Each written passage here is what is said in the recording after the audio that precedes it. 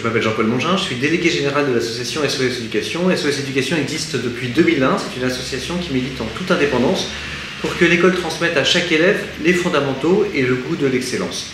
Elle regroupe aujourd'hui à peu près 60 000 membres qui sont pour l'essentiel des parents d'élèves, des grands-parents et des professeurs. SOS Éducation intervient dans 3 types d'actions.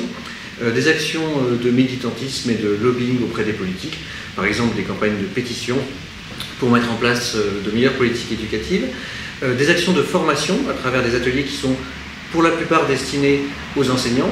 Ce sont des ateliers qu'on fait à la fois ici au siège de SOS Éducation et puis dans nos antennes régionales et qui peuvent concerner des sujets aussi divers que l'apprentissage de la lecture, les méthodes d'apprentissage des mathématiques, les langues, gérer une situation de violence en classe, etc.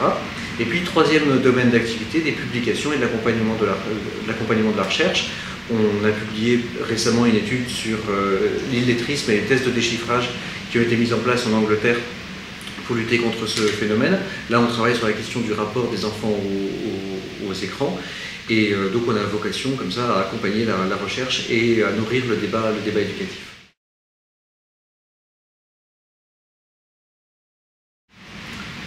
Alors, SOS Éducation, depuis sa création en 2001, a remporté un certain nombre de victoires.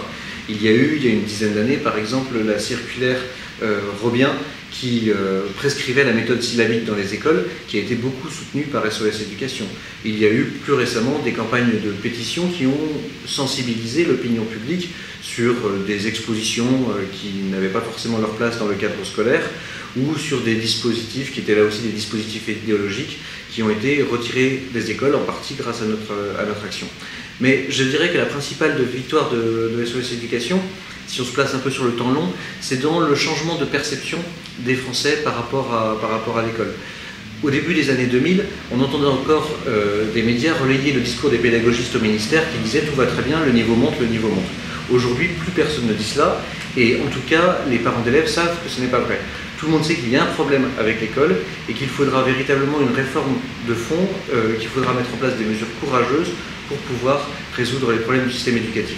SOS Éducation, par ses campagnes de mobilisation récurrentes et puis par les dizaines de milliers de courriers qu'on envoie tous les mois à destination des sympathisants de l'association, a véritablement participé à ce changement de perception dans l'opinion.